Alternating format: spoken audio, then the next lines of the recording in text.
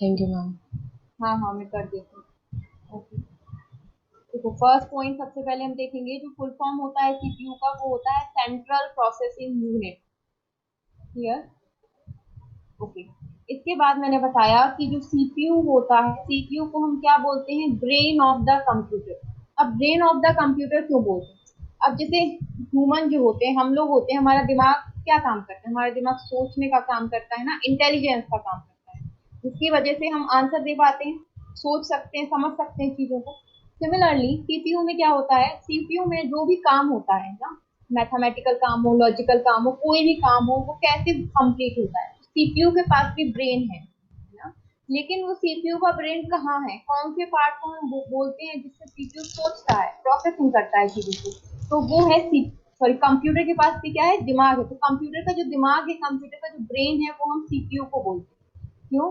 क्योंकि जो अगर आप सीपीयू का स्ट्रक्चर देखेंगे, जो मैं आगे बताऊंगी, तो सीपीयू में मेमोरी होती है, सीपीयू के अंदर ही मेमोरी होती है, इसी के अंदर क्या होता है, प्रोसेसिंग यूनिट होता है, जो चीजों को क्या करता है, प्रोसेस करता है। प्रोसेसिंग का मतलब सभी को पता है, एग्जीक्यूट करना, स्टेप बाय स्टेप।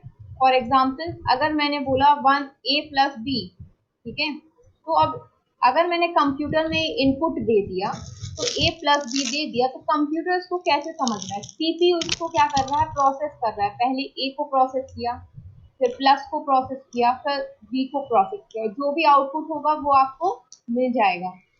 ठीक है, तो ये हमें कैसे मिला आउटपुट, क्योंकि इसको प्रोसेस किया गया है, किसके द्वारा किया गया है, सीपीयू के द्वारा। दैट इज व्हाई सीपीयू को हम क्या बोलते हैं, ब्रेन ऑफ द कंप्यूटर। तो ये भी याद रखना, ये पूछ सकते हैं, ब्रेन ऑफ द कंप्यूटर किसको बोलते हैं। Okay, it is also known as processor. CPU को हम प्रोसेसर के नाम से भी जानते हैं। क्लियर है? अब ये जो फोर्थ, फिफ्थ और सिक्स पॉइंट है, बहुत इंपॉर्टेंट है, इसके क्वेश्चन बनते हैं। सबसे पहले फोर्थ पॉइंट देखेंगे। फोर्थ पॉइंट में मैंने लिखा है, CPU perform all type of data processing और ऑपरेशन। ठीक है, अगर आपसे पूछा जाए कि क्या सीपीयू प्रोसेसिंग का काम करता है, डेटा प्रोसेसिंग या प्रोसेसिंग का काम करता है, तो आप क्या बोलेंगे, यस। डेटा प्रोसेसिंग मतलब मैंने बताया था, डेटा क्या होता है, कुछ भी मैंने डाला, जैसे 1 + 2, ये मैंने दे दिया 1 + 2 - 3। अब ये क्या है, डेटा है, कुछ भी मान लेते हैं। तो अब इसका आउटपुट अगर मुझे चाहिए है, ये कैसे लेगा, ये प्रोसेस करेगा ना इसको। ठीक है, तो डेटा प्रोसेस करता है, तो ये आपको याद रखना है। इसके बाद सीपीयू और क्या काम करता है, इट स्टोर्स डेटा। अगर यहाँ पर सपोज करो मैंने एक फाइल बनाई, ठीक है, कोई भी फाइल, वर्ड की फाइल बनाई, अब इसको मैं सेव करना चाहती हूँ कंप्यूटर में, तो ये सेव हो सकता है ना, हाँ हो सकता है। लेकिन ये सेव कैसे हो रहा है, क्योंकि सीपीयू के पास मेमोरी है। ठीक है, सीपीयू के पास क्या है, मेमोरी है, इसलिए सीपीयू जो मेमोरी स्टोरिंग का काम होता है, स्टोरिंग का काम मतलब मेमोरी का जो काम है वो कौन करता है, सीपीयू। तो सीपीयू का फंक्शन में हम इसको लिखेंगे कि सीपीयू स्टोर कर सकता है डेटा को, इंटरमीडिएट रिजल्ट को।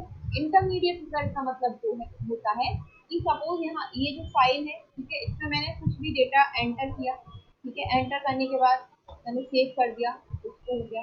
और ये मैंने जैसे एग्जांपल दिया, इसको मैंने क्या किया, इनपुट दिया, इनपुट करने के बाद इसको प्रोसेस किया, प्रोसेस करने के बाद इसका आउटपुट जो भी आया, तो कुछ भी आ गया, फॉर एग्जाम्पल सॉरी एग्जाम्पल बता रही हूँ, कुछ भी आउटपुट आया, तो आउटपुट को भी क्या कर रहा है, सेव कर रहा है ना। ठीक है, डेटा को स्टोर करेगा, कोई भी रिजल्ट आ रहा है, इंटरमीडिएट मतलब इंटरमीडिएट रिजल्ट में कोई भी रिजल्ट हो उनको सेव करेगा। इंस्ट्रक्शन, अगर मैंने उसको बोला कि मेरे पास सपोज एक एक्सेल टेबल है, ठीक है, एक्सेल टेबल सभी जानते हैं ना, एक्सेल है, एक्सेल में टेबल है। अब मुझे एक्सेल में कुछ ऑपरेशंस लगाने हैं, ये कि टोटल स्टूडेंट कैलकुलेट करके बताओ, टोटल नंबर ऑफ स्टूडेंट कितने हैं स्ट्रीट में, तो वो सारे इंस्ट्रक्शन दे रही हूँ ना, तभी तो वो कैलकुलेट कर रहा है। तो ये इंस्ट्रक्शंस वगैरह जो है, वो भी सारी चीजें सीपीयू क्या कर सकता है, स्टोर कर सकता है। तो इन शॉर्ट हम क्या बोलेंगे, सीपीयू है वो क्या करता है, प्रोसेसिंग करता है और स्टोरिंग करता है। अब किसी भी चीज का स्टोरिंग हो, डेटा का हो, इंस्ट्रक्शन हो, ये कमांड हो, हर चीज क्या करेगा, स्टोर। बस आपको वर्ड याद रखना है, स्टोर करता है और प्रोसेस करता है। प्रोसेस मतलब रन करता है उस चीज। इसके बाद इंपॉर्टेंट फंक्शन जो परफॉर्म करता है वो कंट्रोल। ठीक है, कंट्रोल करने का मैनेज क्या मतलब, क्या होता है कंट्रोल मतलब मैनेज करना चाहिए। हमारे कंप्यूटर में इतनी सारी चीजें होती हैं, इतनी सारी फाइल बनाते हैं, ठीक है, दिन भर कुछ ना कुछ करते हैं, तो वो सारी चीजें कंट्रोल कैसे होती है, मैनेज कैसे होती है, तो वो सारी चीजें कंट्रोल कौन करता है, क्लियर हो गया। अब ये 6 पॉइंट इंपॉर्टेंट है, इनसे डायरेक्ट क्वेश्चन आए, इसके अलावा क्वेश्चन नहीं आएगा। तो सबसे पहले आपको full form, central processing unit, brain of the computer हम सीपीयू को बोलते हैं। सीपीयू को प्रोसेसर के नाम से भी जाना जाता है। सीपीयू क्या क्या काम करता है, सीपीयू 3 इंपॉर्टेंट काम करता है। पहला, डेटा को प्रोसेस करना, दूसरा डेटा को स्टोर करना, तीसरा डेटा को कंट्रोल करना, ठीक है, चीजों को कंट्रोल करने का। इतना क्लियर है, किसी को डाउट है इन 6 पॉइंट में, पूछ सकते हैं। नो। अब हम नेक्स्ट देखते हैं। अब इम्पोर्टेंट एक और चीज है जहाँ पे क्वेश्चन डायरेक्ट आता है, सीपीयू के कंपोनेंट। क्वेश्चन आ जाते हैं कि कितने टाइप के कंपोनेंट होते हैं सीपीयू के। कंपोनेंट का मतलब पार्ट।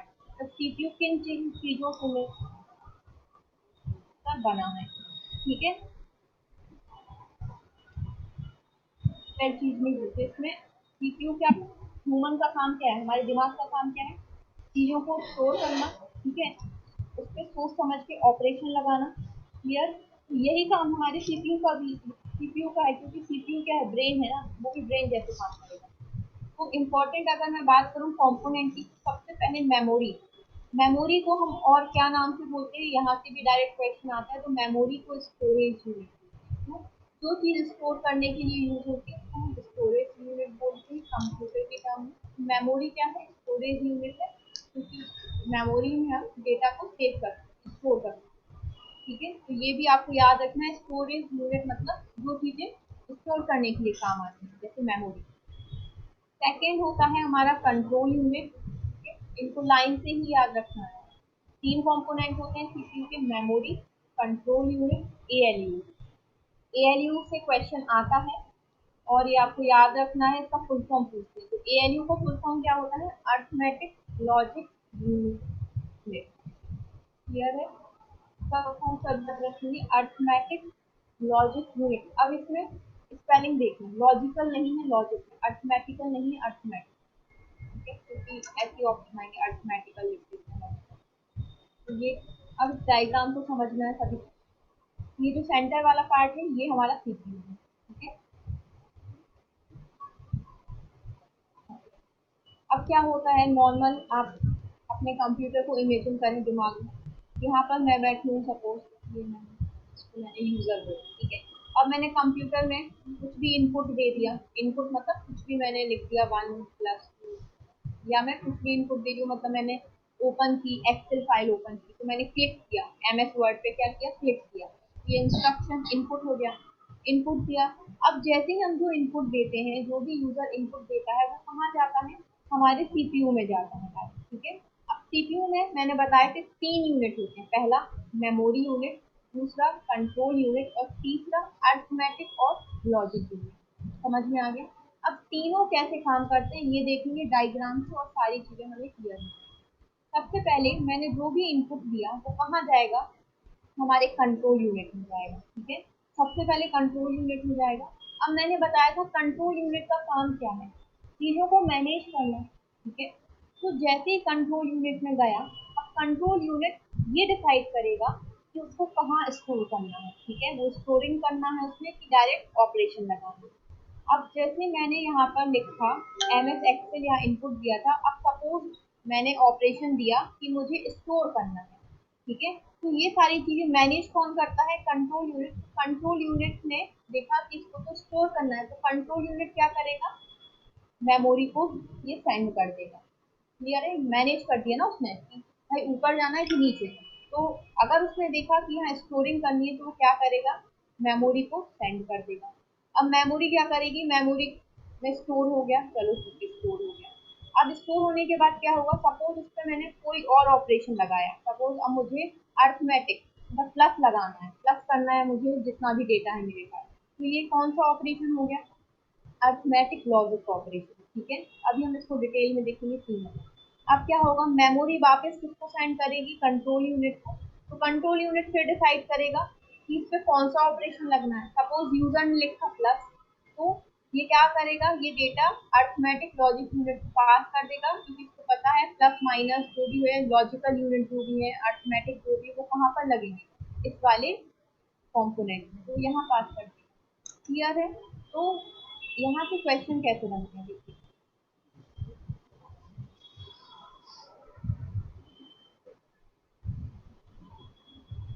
आएंगे आपको, तो उसमें ऑब्वियसली आपको ऐसा ऑप्शन सेलेक्ट करना है डेटा को। तो कंट्रोल यूनिट क्या करता है, कंट्रोल यूनिट सिर्फ मैनेज करता है चीजों को, ठीक है। उसके बाद क्वेश्चन बन सकता है मेमोरी यूनिट का काम क्या है। मेमोरी का काम क्या है, चीजों को स्टोर करना। अरिथमेटिक लॉजिक यूनिट का काम क्या है, ऑपरेशंस परफॉर्म। अब जब हम बहुत बार लिखते हैं, हाँ मतलब अगर मैंने लिखा प्लस माइनस डिवीजन मल्टीप्लिकेशन, ठीक है, तो ये हो जाएंगे मेरे अर्थमेटिक मैथमेटिकल, ठीक है, इनको बोलते हैं अर्थमेटिक ऑपरेशन। क्लियर है। लॉजिकल ऑपरेशन क्या होते हैं, इसमें मैथमेटिक्स यूज नहीं होती, लॉजिक यूज होता है। क्लियर। जैसे कि दो चीजों को कंबाइन करना है, मतलब दो फाइलें उनको एक बनाना है, इंग्लिश में बोलते हैं मर्जिंग। ये क्या हो गया, लॉजिकल हो गया। तो ये लॉजिकल यूनिट परफॉर्म करेगा, अरिथमेटिक में नहीं आएगा ये। क्लियर। इसके बाद एंड ऑपरेशन परफॉर्म करना है, ठीक है, नाम याद रखना है आपको, और ऑपरेशन परफॉर्म करना है, तो ये सारी चीजें किसमें आएंगी, लॉजिकल ऑपरेशन। क्लियर है। तो ये ऑपरेशंस कहाँ परफॉर्म होते हैं, अरिथमेटिक और लॉजिक यूनिट। अब क्वेश्चन डायरेक्ट भी आते हैं कि सीयू का फुल फॉर्म क्या है, तो कंट्रोल यूनिट, अभी मैंने बताया। एएलयू का मैं बता चुकी हूँ, और मेमोरी का पता है, मेमोरी में कोई दिक्कत नहीं है। अब हमने जितने कंपोनेंट पढ़े हैं, तो क्वेश्चन बन सकते हैं, वो सारे पॉइंट यहाँ इंक्लूड कर दिए। तो पहला पॉइंट देखेंगे, मेमोरी को हम क्या बोलते हैं, स्टोरेज यूनिट। तो यहाँ से क्वेश्चन आता है कि ये क्यों है, तो इसका सिंपल सा आंसर है, it is use for storing data. ठीक है, डेटा या इंफॉर्मेशन कुछ भी है, तो सारी चीजों को ये क्या करेगा, स्टोर करेगा। कंट्रोल यूनिट से ज्यादा क्वेश्चन बनने के चांसेस होते हैं, क्योंकि कंफ्यूजन होता है। लेकिन हमने डायग्राम से पढ़ लिया, सारी चीजें क्लियर है। ये 4 या 3 पॉइंट है, इन्हीं से क्वेश्चन आएंगे। सबसे पहला पॉइंट क्या याद रखना है, जो कंट्रोल यूनिट होता है, इट डज नॉट प्रोसेस और स्टोर डेटा।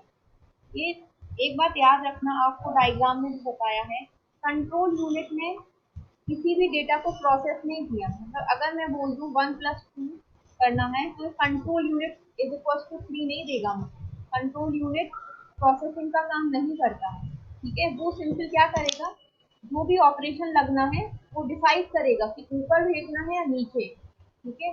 तो आपको याद रखना है, इट डज नॉट प्रोसेस और स्टोर डेटा, ना ही ये खुद से क्या करता है, डेटा को सेव करता है। क्लियर है। Second point, it is responsible for controlling the transfer of data and instruction among the other unit of the computer. लेकिन इसका काम क्या है, इसका काम है जो भी डेटा है, जो भी इंस्ट्रक्शन है, तो उनका ट्रांसफर करना, ठीक है, उनके ट्रांसफर को कंट्रोल करना। जैसे कि डायग्राम में मैंने बताया था, यहाँ से कोई भी डेटा आ रहा था, तो कंट्रोल यूनिट क्या कर रहा था हमारा, कंट्रोल यूनिट ये डिसाइड कर रहा था कि मुझे डेटा यहाँ ट्रांसफर करना है या डेटा यहाँ ट्रांसफर, ये चीज कंट्रोल कर रहा है ना। तो अब खुद से चीजों को परफॉर्म नहीं कर रहा, वो सिर्फ क्या करेगा, कंट्रोलिंग करेगा। Second point clear. Third point, it manages and coordinate all the units of the computer. Computer में जितने भी यूनिट हैं, उन सारे यूनिट को कोऑर्डिनेट करता है, मतलब मैनेज करता है या फिर कंट्रोल करता है। तो ये 3 पॉइंट हैं कंट्रोल यूनिट के, जहाँ से क्वेश्चन आएंगे, इसके बाहर क्वेश्चन नहीं आएंगे। और ज्यादा इजी क्वेश्चन पूछना होगा तो सीयू पूछ लेते हैं। सीयू का फुल फॉर्म क्या है, तो आप सभी को याद रखना है, क्या है इसका full form, control unit. Unit. एक और क्वेश्चन पूछते हैं, ऐसे डायरेक्ट क्वेश्चन पूछ लेते हैं कि कंट्रोल यूनिट जो है वो कहाँ प्रेजेंट होता है, ठीक है। तो आपको याद रखना है, कंट्रोल यूनिट कहाँ प्रेजेंट होता है, सीपीयू में, ठीक है। मेमोरी यूनिट भी सीपीयू में प्रेजेंट होता है, और अरिथमेटिक लॉजिक यूनिट भी सीपीयू में, ठीक है। अब हमारा है arithmetic logic unit. Arithmetic logic unit का फुल फॉर्म पूछा गया था आपके एग्जाम में लास्ट ईयर, ईयर मुझे याद नहीं, लेकिन लास्ट टाइम पूछा गया था। तो इसका नेम अच्छे से याद कर लें तभी पूछता है। इसके बाद एक क्वेश्चन आता है कि अर्थमेटिक लॉजिक यूनिट जो होता है उसमें कितने पार्ट होते हैं। तो आपको याद रखना है दो पार्ट के मिलके ये बना गया है, पहला अर्थमेटिक यूनिट, दूसरा लॉजिक यूनिट। तो इन दोनों को मिला दिया गया तो एक हमारा कंबाइंड पार्ट बन गया जिसको हम बोलते हैं अर्थमेटिक लॉजिक यूनिट या एएन। क्लियर है? तो पहला क्वेश्चन समझ में आ गया कि अर्थमेटिक लॉजिक यूनिट के कितने पार्ट हैं, दो पार्ट हैं, या अर्थमेटिक लॉजिक यूनिट कितने पार्ट से बनकर मिलकर बना है, दो पार्ट। अर्थमेटिक यूनिट, अब यहाँ से क्वेश्चन आता है डायरेक्ट कि जो अर्थमेटिक यूनिट है इसमें क्या क्या फंक्शन होते हैं। तो आप सिंपल याद रखेंगे, अर्थमेटिक का मतलब सभी को पता है मैथमेटिकल। तो मैथमेटिकल में क्या क्या चीजें आती हैं, हमारा एडिशन आता है मतलब प्लस, सब्ट्रैक्शन आता है मतलब माइनस, मल्टीप्लिकेशन आता है मतलब मल्टीप्लाई, और डिवीजन आता है। ठीक है, क्या आता है, डिवीजन, और यहाँ मॉड भी आता है, जितनी भी मैथमेटिकल चीजें हैं। तो ये सारी क्या हो गई हमारी अर्थमेटिक, जो मैथमेटिकल चीजों को परफॉर्म करता है। क्लियर, इसमें कुछ रखने वाली बात नहीं। लॉजिक सभी को पता है, लॉजिकल चीजें एक लॉजिक ऑपरेशन परफॉर्म करता है, वो कौन सा यूनिट करता है, लॉजिक यूनिट। लॉजिक यूनिट क्या करेगा, लॉजिकल ऑपरेशन परफॉर्म करेगा। अब लॉजिकल ऑपरेशन क्या होते हैं, जैसे कि मैंने बताया, दो फाइल को मुझे मर्ज करना है, आपस में जोड़ना है, तो वो क्या है, लॉजिकल ऑपरेशन है ना। तो मर्जिंग हो गया, ठीक है। मैचिंग, अब हम कंप्यूटर में जैसे आप एक्सेल यूज करते हैं, है ना, उसमें कितनी सारी फंक्शन होते हैं एक्सेल में कि अगर मुझे ये पहचानना है कितना डेटा एक जैसा है, तो उसमें कहीं ना कहीं ये लॉजिक यूनिट लगाया गया है, तभी ये सारी चीजें होती हैं। लॉजिक यूनिट मतलब जितने भी सॉफ्टवेयर है, सॉफ्टवेयर क्या होते हैं, लॉजिक। तो लॉजिक यूनिट में क्या आ जाएगा, मैचिंग, सिलेक्टिंग, कंपेयर करना है दो चीजों को, तो कंपेयर करने के लिए क्या यूज होगा, लॉजिक यूज होगा ना, दिमाग लॉजिक वैसा सोचिए, लॉजिकल यूनिट। इसके बाद एंड ऑपरेशन और ऑपरेशन, ये सारी चीजें क्या है, लॉजिकल ऑपरेशन। तो जो अर्थमेटिक ना हो वो क्या हो जाएंगे हमारे लॉजिक। तो यहाँ से क्वेश्चन क्लियर हो गया। अर्थमेटिक यूनिट पूछ लेते, चार ऑप्शन दे दिए, प्लस माइनस मॉड और एंड लिखा है। इसमें से अर्थमेटिक ऑपरेशन कौन सा नहीं है, आप कौन सा सिलेक्ट करेंगे, एंड। एंड क्या है, लॉजिकल ऑपरेशन, लॉजिकल यूनिट का सीपीयू से बाहर क्वेश्चन नहीं आएंगे इस टॉपिक। तीन चार एमसीक्यूज हैं, तो आप लोग इसमें बताना चैट बॉक्स में। ओके, इसका आंसर बताएं सभी। The ALU unit of a computer, option बताएंगे।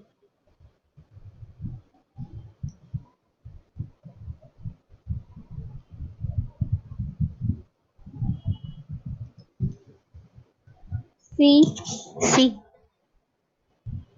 और उसी में चैट बॉक्स में बताएं, और बाकी लोग भी बताएं, तीन लोगों ने बताया।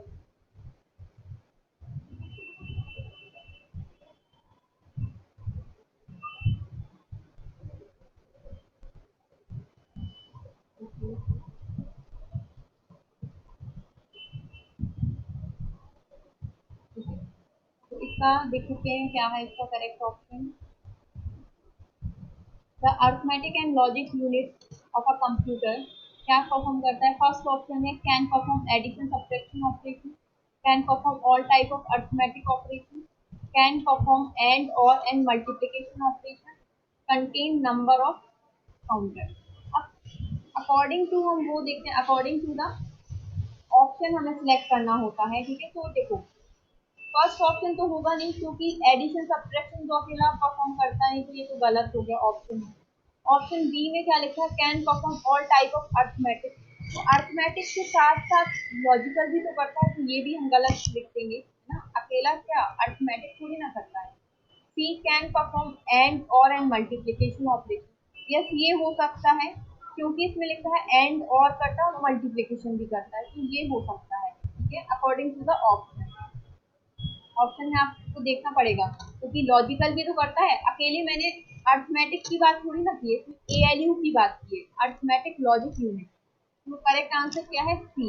Yes, C is the correct answer. ठीक है, second question, any data or instruction entered into the memory of a computer is considered as, Hindi बता रही हूँ, कोई भी डेटा जब हम कंप्यूटर एंटर करते हैं मेमोरी में तो उसको क्या बोलते हैं?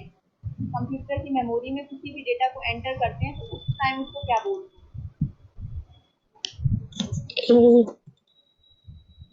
उसको भी बोल रहे हैं, किसको C, और बाकी लोग भी बताएं। बता दिया तुमने, ठीक है। इसका आंसर मैं बता देती हूँ, आंसर सी। डायग्राम में देखो सभी, देखो जो इनिशियल स्टेप होता है वो तो इनपुट ही होता है ना। अब इनपुट मैंने दिया, अब वो कंट्रोल यूनिट में जाए या कंट्रोल यूनिट से मेमोरी में जाए या डायरेक्ट मेमोरी में चला जाए, इंटरनल प्रोसेस से हमें कोई मतलब नहीं। इनिशियली जो भी हम डेटा देते हैं अब वो डायरेक्ट मेमोरी में भी जाएगा तो वो क्या होगा? इनपुट ही होगा। ठीक है, इसको क्या बोलेंगे? इनपुट। एक बार अच्छे से पढ़ लें सभी, हाँ इसको, इसका आंसर इनपुट है। अच्छा, कुछ लोगों ने स्टोरेज बोला है, इसमें देखो क्वेश्चन आप लोग गलत समझे हैं।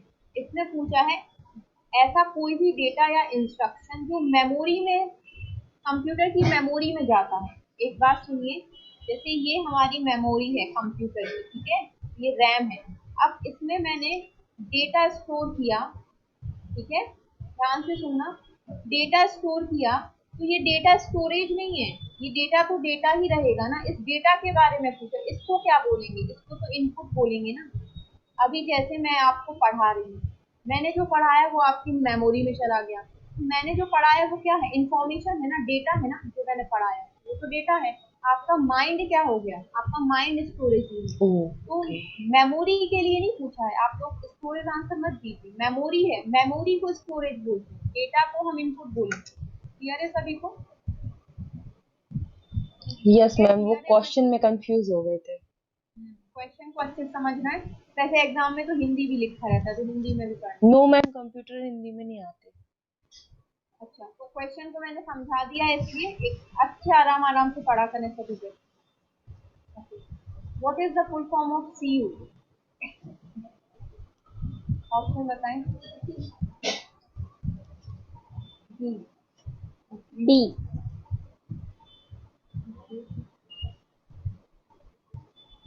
The correct answer is control unit. ये तो इजी अभी बताया मैंने। Next question, which part of the computer is considered as the brain of the computer?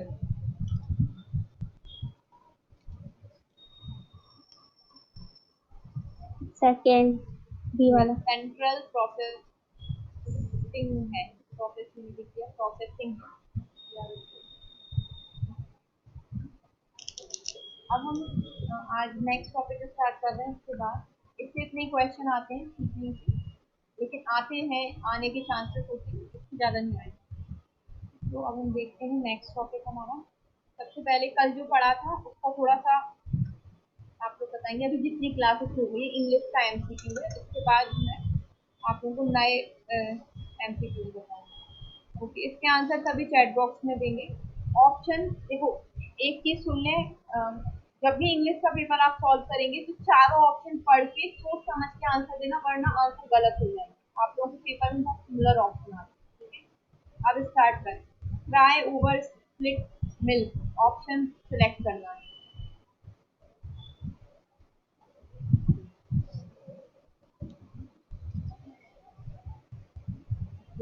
सी बोल रहे हैं एक, बाकी लोग भी बताएं।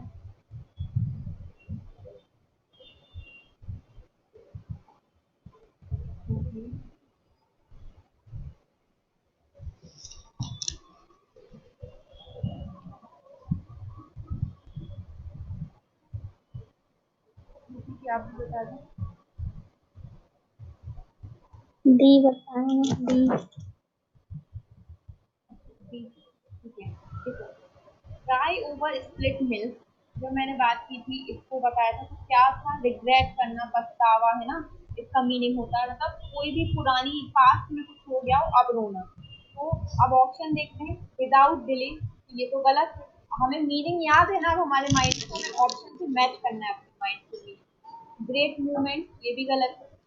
To dwell pointlessly on past misfortune, ठीक है, पास्ट में कुछ मिसफॉर्चून मतलब कुछ गलत हुआ है, कुछ बुरा हुआ है, उस पर क्या करना? पॉइंटलेसली, बिना मतलब में ड्रामा क्रिएट करना, ठीक है। तो यही है, this is the correct answer ना, जो हमने पढ़ा है according to the meaning. Most important ये भी गलत है, इसका ऑप्शन क्या है, option C is the correct answer. इसको काउंट करेंगे, मैं लास्ट में बताना आपको। Okay, next is dig the grave. Dig the grave.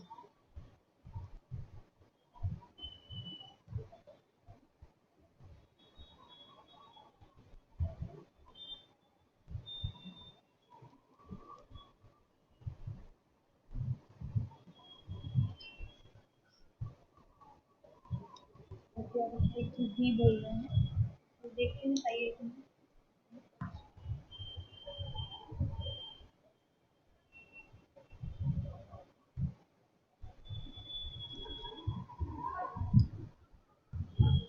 Preeti ji आप ही बताएं।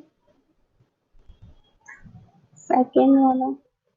टू डिग द ग्रेव, अब इसका मीनिंग मैंने क्या बताया था आप लोगों को, डिस्ट्रॉय करना है ना। तो फर्स्ट में देखो, to make space to rest, ये तो होगा नहीं, अब हमें मीनिंग याद हो चुके हैं ना। तो something stupid that will seriously harm oneself, तो यहाँ पर डिस्ट्रॉय से कहीं ना कहीं मैच हो रहा है हमारा मीनिंग। तो करेक्ट आंसर क्या हो जाएगा, ऑप्शन टू। क्योंकि जो हमने मीनिंग याद करे ना, जरूरी नहीं है वही मीनिंग लिखा जाए ना, डिस्ट्रॉय हमेशा हर पेपर में destroy। आपको उसकी सिनोनिम भी आ सकती है, तो हर टाइप से हमें अब हमें मीनिंग याद हो गया तो हमें पहचानना आना चाहिए। यस, करेक्ट आंसर क्या है, ऑप्शन टू। थर्ड बताएं, leave no stone unturned. Leave no stone unturned.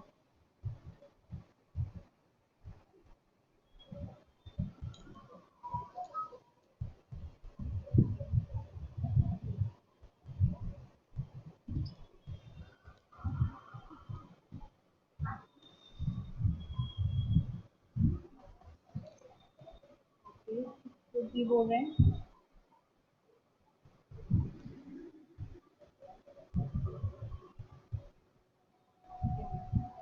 बता दिया सबने इसका आंसर। तो इसका राइट आंसर मैं बता देती हूँ, इसका राइट आंसर है ऑप्शन बी। सभी बी है, उन सभी का सही है।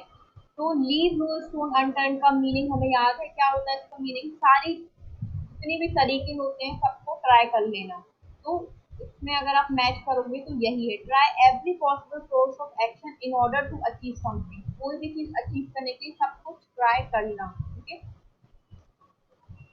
ओके। अब पूरा पढ़े ऊपर से, जो भी क्वेश्चन है उसका आंसर।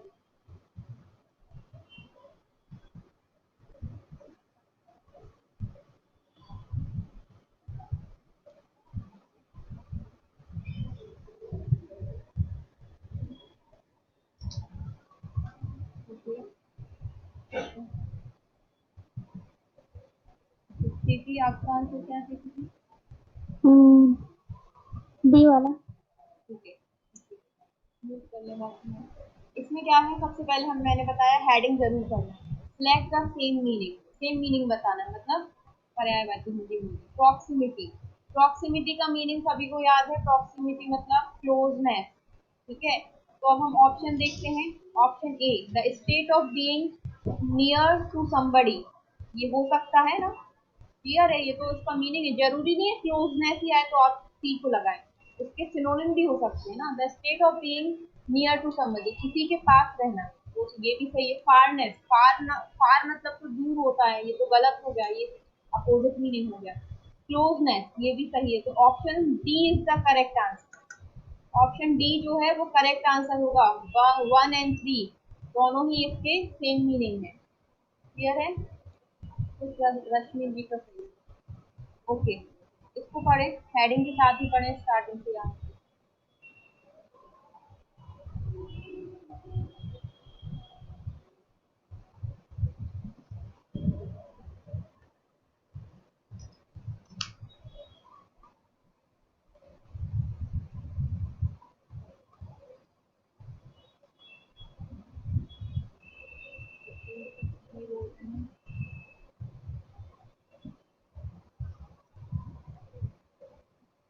सी।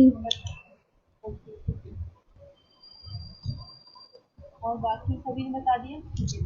इसका आंसर मैं बताती हूँ, देखो इसमें क्या पूछा, एंटोनिम ऑफ रेकलेस। एंटोनिम मतलब अपोजिट वर्ड बताना है रेकलेस का, ठीक है, सेम मीनिंग नहीं बताना है। तो रेकलेस का मीनिंग वैसे होता क्या है, मैंने मीनिंग बताया था, केयरलेस। तो लोग बेपरवाह होता है ना, तो केयरलेस तो होगा नहीं, क्योंकि इसमें तो विलोम शब्द पूछा गया है। एंटोनिम मतलब विलोम शब्द, लिख लें हिंदी में जिसको कंफ्यूजन है। तो केयर फ्री भी नहीं होगा, केयर फ्री भी मतलब उसको केयर नहीं है, चिंता नहीं है। तो रेकलेस का तो ये मीनिंग हो गया ना, इसमें तो विलोम शब्द बताना है, अपोजिट, ये भी नहीं होगा। केयरलेस भी नहीं होगा, ये तो उसका सेम मीनिंग हो गया। रिस्पॉन्सिबल, अब एक बात बताइए, रेकलेस का मतलब होता है केयरलेस, केयर फ्री, इररिस्पॉन्सिबल, जिसको रिस्पॉन्सिबिलिटी की कोई परवाह ही नहीं है। तो रिस्पॉन्सिबल क्या हो जाएगा, इसका विलोम शब्द हो जाएगा, अपोजिट वर्ड हो जाएगा। तो option C is the right answer. देखो, इसमें बिल्कुल आपको लॉजिक लगाना पड़ेगा एंटीनिम और सिनोनिम में, है ना। हो सकता आपको इसका मीनिंग पता है, फिर भी आप लोगों ने गलत कर दिया। तो चीजों को पढ़ना है, सोचना है, फिर टिक लगाना है। इजी है ये, आता हुआ गलत हो गया है ना। ओके, अब इसको पढ़ें, हेडिंग पढ़ें। सबसे पहले पूछा क्या है,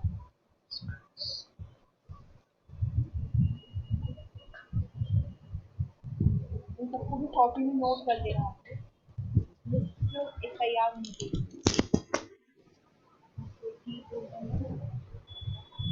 तो बाकी वो बताएं।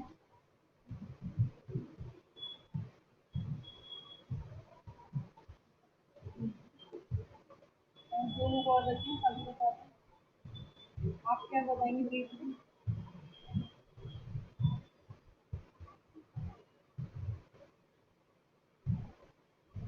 ठीक है, इसका आंसर मैं बता देती हूँ। डिजास्टर्स का मीनिंग होता है कभी को, मतलब जैसे ही हमने डिजास्टर्स पढ़ा, इससे क्या पता चला, ये कौन से वर्ड से बना होगा, डिजास्टर, ORUS का। ये डिजास्टर मतलब क्या होता है, कुछ खतरनाक का, है ना, कुछ हार्मफुल चीज होना, ऐसी जो डेंजरस हो। तो अब हम, इसमें पूछा क्या है, सिनोनिम। सिनोनिम मतलब सेम मीनिंग। तो ट्रेजिक हो सकता है, ट्रेजिक हम कब यूज करते हैं, जब कोई डेंजरस चीज हो जाती है, तो ये भी सही है। कैलिमिटी, कल ही मैंने बताया था, कैलिमिटी भी क्या होता है, डिजास्टर। डिजास्टर को ही हम बोलते हैं कैलिमिटी। डिवास्टिंग, डिवास्टिंग को भी हम बोलते हैं डिजास्टरस, डेंजरस। ठीक है, तो इसका राइट ऑप्शन क्या होगा, ऑप्शन ऑल, तभी इसके क्या है, सिनोनिम। क्लियर है। नेक्स्ट, रीड दिस क्वेश्चन और fill in the blank है, fill in the blank बताओ।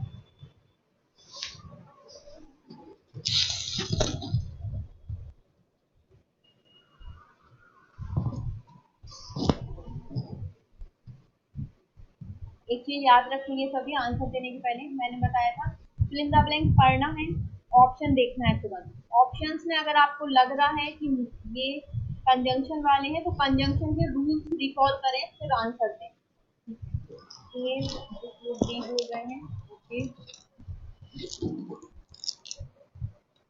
ऑप्शन देखने से अगर आपको लगे ये कंजंक्शन वाला टॉपिक है, तो कंजंक्शन के रूल रिवाइज करें, रिकॉल करें दिमाग में, फिर आंसर देंगे, वरना गलत हो जाएंगे आपके, है ना। सेंटेंस जमा के आंसर नहीं देना कि ये सही लग रहा है बोलने से। रूल अगर है तो रूल के अकॉर्डिंग ही आंसर दें। दो लोगों ने आंसर किया, बाकी लोग भी करें।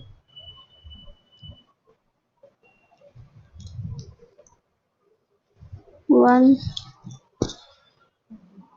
और बाकी एक बोल रहे हैं, ठीक है। एक और question, अभिषेक जी आपका आंसर क्या है।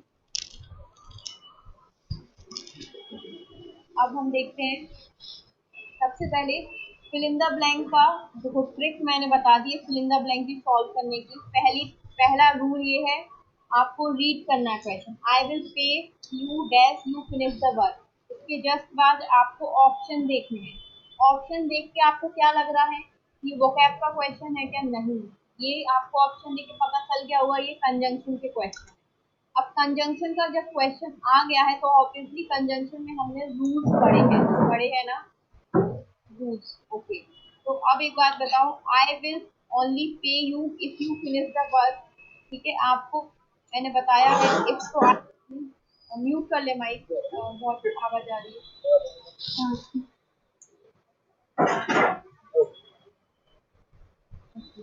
तो इफ तो आएगा नहीं इसमें, ठीक है, ईदर भी नहीं आएगा। आप सेंटेंस पढ़ के देखें, बचा क्या, अनलेस और अनटिल। अब दोनों में से क्या आएगा? कंजंक्शन जब भी आएंगे आप एक बार रूल्स चेक करना पड़ेगा आपको कि कोई रूल्स वाला कंजंक्शन तो नहीं है। रूल्स वाला कंजंक्शन है तो आपको इसके रूल्स रिकॉल करें तभी आंसर करें। अब हमारे पास क्या आ गया? अनलेस बचा है और अनटिल। अनलेस और अनटिल का रूल रिवाइज करें, क्या है? अनलेस कब यूज होता है? कब यूज होता है अनलेस? कौन बताएगा? अनलेस हमारा यूज होता है जब हमें कोई कंडीशन हो या रिजल्ट है ना? गिवन टास्क परफॉर्म नहीं होगा जब तक। हाँ। और अनटिल कब यूज होता है? पॉइंट ऑफ टाइम गिवन होना चाहिए। तो यहाँ पॉइंट ऑफ टाइम तो गिवन नहीं है, कंडीशन बोलिए कि मैं तुम्हें जब भी पे करूंगा जब तक तुम अपना काम फिनिश नहीं कर लोगे। एक कंडीशन दे दिए, तुम काम फिनिश करो जब भी तुम्हें पैसे मिलेंगे। तो यहाँ पर अनटिल तो गलत हो गया, unless is the correct answer. ठीक है, ऑप्शन बी के सी ने नहीं बोला, हाँ अभिषेक जी ने बोला उन्हीं का सही है, बाकी सबका गलत है। ठीक है, अब जो मैं नेक्स्ट पूछूंगी आपको वही step. Rule 1 read the question. Rule 2 आपको ऑप्शन पढ़ना है। रूल 3 आपको फिल्टर आउट करना है। वो कैप का क्वेश्चन है, कंजंक्शन का है। कंजंक्शन का है तो आप सबसे पहले ऑप्शन में देखो क्या इसमें एक्सेप्शन वाले रूल्स हैं क्या, तब आप उनको रीड करें question.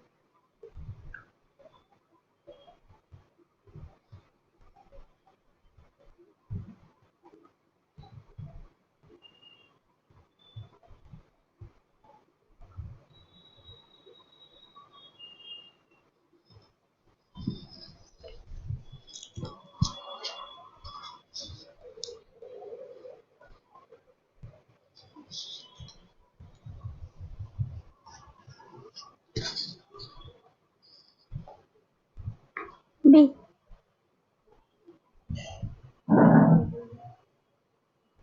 Yes, the correct answer is option B. वही रूल फॉलो किए होंगे तो अब बन गया है सभी पे। अनटिल, अनटिल क्यों यूज हुआ है यहाँ पर? बिकॉज यहाँ एक point of time, specific time की बात है, कोई कंडीशन नहीं दी गई है। और यहाँ मतलब बाद में कोई कंडीशन नहीं दी गई है। ऐसा हो कि बाद में कंडीशन चेक करनी, आपको पहले नहीं करनी। बाद में कोई कंडीशन नहीं है, ना ही बाद में कोई रिजल्ट की बात की गई है, इसलिए हमने इसमें क्या यूज किया है? अनटिल। नेक्स्ट इसका, अच्छा ठीक है, अब वो एंड हो चुके हैं। अब आज हम न्यू आइटम फ्रेजेस पढ़ेंगे। ठीक है, तो इसको आप नोट डाउन कर लेना, बाद में कॉपी में मैं पीडीएफ सेंड कर दूंगी, आंसर करेक्ट लिखना होगा। ओके, तो फर्स्ट है हमारा टू एंड इन स्मोक। अब इसको याद कैसे करेंगे? सबसे पहले इसका थोड़ा सा हिंदी मीनिंग निकालते हैं। मतलब हर चीज धुएं में मिलती है, मतलब जो किया वो सब बर्बाद हो गया। तो फर्स्ट ऑप्शन इसका करेक्ट होगा। इसका मीनिंग क्या होगा इस आइटम फ्रेज का? टू कम टू नथिंग, मतलब कुछ हासिल नहीं हुआ। To come to nothing. ठीक है, हिंदी मीनिंग क्लियर है इसका? टू एंड इन स्मोक का कि मतलब जो भी किया वो सब धुएं में मिल गया। मीनिंग क्या होगा? टू कम टू नथिंग, कुछ भी नहीं बचा, कुछ नहीं हुआ। क्लियर? ओके। सेकंड है हमारा एट आर्म्स लेंथ। आर्म्स क्या होते हैं? सभी को पता है हमारी बॉडी में आर्म्स क्या होते हैं। ठीक है, एट आर्म्स लेंथ हम जब बोलते हैं जब डिस्टेंस की बात की जा रही है, थोड़ी दूरी की बात की जा रही है। जैसे हम अपने आर्म्स को ऐसे स्प्रेड करेंगे है ना, तो क्या होगा? हमारा हाथ हमारी नेक से थोड़ा दूर हो जाएगा ना, ऐसे याद करेंगे इसका। तो क्या होगा? थोड़ी distance, at a distance. Clear है इसकी trick? At arm length. Okay. All in all, all in all का अगर मैं मीनिंग बताऊं तो इसका क्या होगा? ऑल इन ऑल का, ऑल इन ऑल का मीनिंग हो सकता है सब कुछ, है ना, ईच एंड एवरीथिंग। तो इसका मीनिंग हो जाएगा एवरी पर्सन, हर कोई। All in all, every person. इसको हम यूज करते हैं नॉर्मली भी। Please call all in all, है ना, जब भी पार्टी थी ना, तो please call all in the list. List में जितने भी पर्सन है सभी को आप बुला लो। ठीक है, उनको कॉल कर लो। तो इसका मीनिंग याद रखेंगे, every person. Next, at once with, sorry at once with and, बहुत इंपॉर्टेंट है। तो विथ का मतलब यहाँ पर होता है लाइफ, ना। विथ का मतलब क्या होता है? लाइफ। ओके, तो नहीं नहीं, सॉरी सॉरी, लाइफ नहीं होता है, ब्रेन, दिमाग से रिलेटेड होता है। सॉरी, विथ का मतलब होता है माइंड। दिमाग, ब्रेन, ठीक है। तो एट वंस विथ एंड जब हम बोलते हैं तो उसका हिंदी मीनिंग निकलेगा, मतलब किसी के दिमाग, दिमाग की बात कर रहे हैं, किसी के दिमाग की बात कर रहे हैं, क्योंकि यहाँ विथ यूज हुआ है।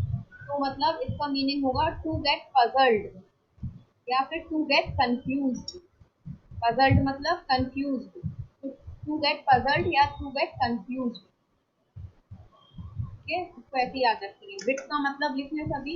विट का मतलब होता है दिमाग, दिमाग वाली चीज, ब्रेन, ब्रेन से रिलेटेड है ये बात।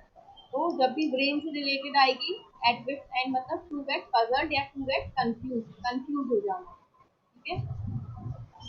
ओके, 2 मिनट वेट करेंगे सभी।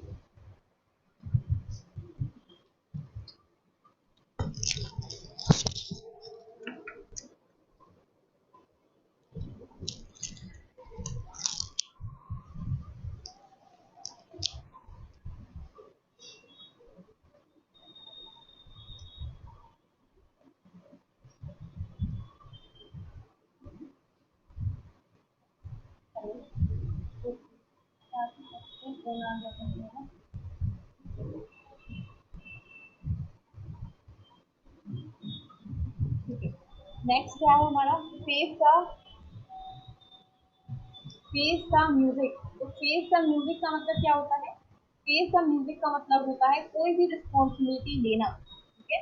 अब इसके बहुत सारे मीनिंग होते हैं, तो सारे मीनिंग इसमें आपको बता देती हूँ। सबसे पहला मीनिंग होता है रिस्पॉन्सिबिलिटी लेना, टेक रिस्पॉन्सिबिलिटी। अब रिस्पॉन्सिबिलिटी ली है तो उसके जो भी परिणाम होंगे वो भी हमें क्या करने पड़ेंगे, भुगतने पड़ेंगे, है ना। तो इसका एक और मतलब होता है बियर कॉन्सिक्वेंसेस। बियर, जो भी कॉन्सिक्वेंसेस मतलब परिणाम, जो भी इसके परिणाम होंगे वो सारे परिणाम हमें फेस करने पड़ेंगे। तो दूसरा मतलब इसका ये हो गया। तीसरा मतलब क्या होता है, गेट रेप्रीमेंडेड। और अगर हमने रिस्पॉन्सिबिलिटी लेने के बाद कोई काम बिगाड़ दिया ना, अच्छे से उस रिस्पॉन्सिबिलिटी को फुलफिल नहीं किया, तो क्या होगा, हमें क्या पड़ेगी, डांट पड़ेगी, ठीक है। तो इसके तीनों मतलब होंगे। रेप्रीमेंडेड मतलब डांट पड़ना, लिखने सभी। रेप्रीमेंडेड का मतलब डांट पड़ना। कॉन्सिक्वेंसेस मतलब परिणाम। रिस्पॉन्सिबिलिटी सभी को पता है क्या होता है रिस्पॉन्सिबिलिटी, ये क्लियर हो गया। अब हम देखेंगे, आज 5 ही बता रही हूँ मैं आप लोगों को आइटम, क्योंकि थोड़े डिफिकल्ट है, तो 5 याद करेंगे और लिख भी लेंगे। ओके, एंटोनिम सिनोनिम देखिए। मिनिएचर, मिनिएचर का सबसे पहले हम देखेंगे सेम मीनिंग क्या होता है ना। तो मिनी यहाँ लिखा ही है ना, मिनी, मिनी मतलब स्मॉल, उसके नाम से याद रखना है। मिनिएचर में मिनी ऐड है मतलब स्मॉल, मिनी का मतलब, मिनिएचर का मतलब छोटा, स्मॉल, मिनी, शॉर्ट। इसका अपोजिट क्या हो जाएगा, एंटोनिम हो जाएगा लार्ज, बिग, ह्यूज, गेन, ठीक है। अब आपसे पूछ सकते हैं, ये गेन है ना, इंपॉर्टेंट वर्ड है। गेन का मीनिंग क्या होता है, तो गेन मतलब बड़ा, ह्यूज, ठीक है। तो ये भी याद रखना है। सेकेंड है हमारा अबेटमेंट, ठीक है। क्या है, अबेटमेंट। तो ये बहुत इंपॉर्टेंट वर्ड है अबेटमेंट। तो अबेटमेंट का मतलब होता है उकसाना। जिसको हिंदी में लिखना है वो हिंदी में लिख देना है, उकसाना, उकसाना। हम किसी को गुस्सा दिलाते हैं ना, उकसा देते हैं वो। तो अबेटमेंट का मतलब होता है उकसाना। और इंग्लिश में बोलते हैं प्रोवोकेशन, किसी को प्रवोक करना बार बार, जिससे वो चिढ़ जाए, या इंस्टिगेट करना। अब इंस्टिगेट और प्रोवोकेशन बहुत यूज होता है, अगर आप लोग नॉर्मल टीवी देखते हैं तो टीवी में भी बहुत यूज होता है, डेली वर्ड है ना ये, नॉर्मल। तो प्रोवोकेशन और इंस्टिगेशन मतलब उकसाना, और इसको इंग्लिश में क्या बोलते हैं, अबेटमेंट, ठीक है। अगर इसी का अपोजिट वर्ड देखेंगे, अपोजिट वर्ड क्या होता है, हिंड्रेंस, रुकावट। उकसाना का अपोजिट देखते हैं तो रुकावट, ठीक है। तो रोकना, उकसाना और रोकना। तो हिंड्रेंस का मतलब होता है रोकना, तो अपोजिट हो गया ये प्रोवोकेशन का। और अबेटमेंट का स्टॉप करना किसी को।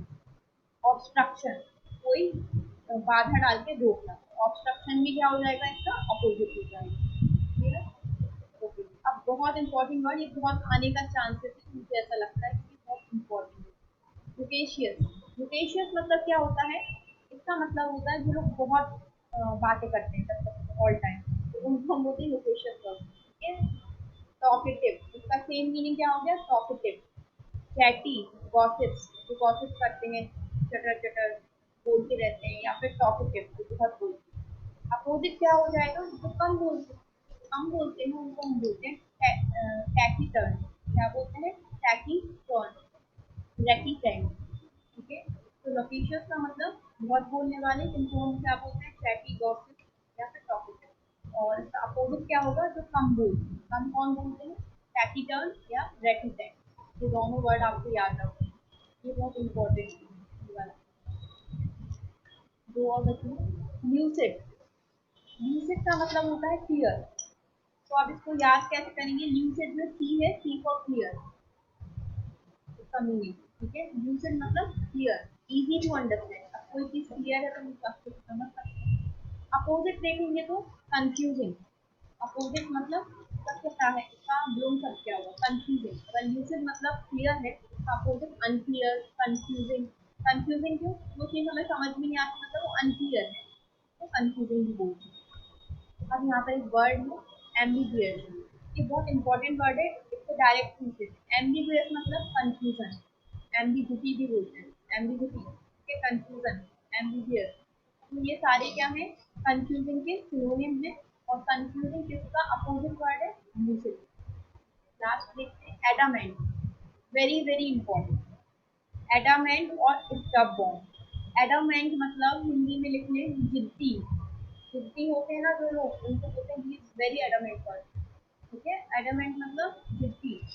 अब स्टबबॉर्न, स्टबबॉर्न का मतलब क्या होता है, एडामेंट। स्टबबॉर्न मतलब भी जिद्दी होता है, इसका सिनोनिम। या फिर इनफ्लेक्सिबल।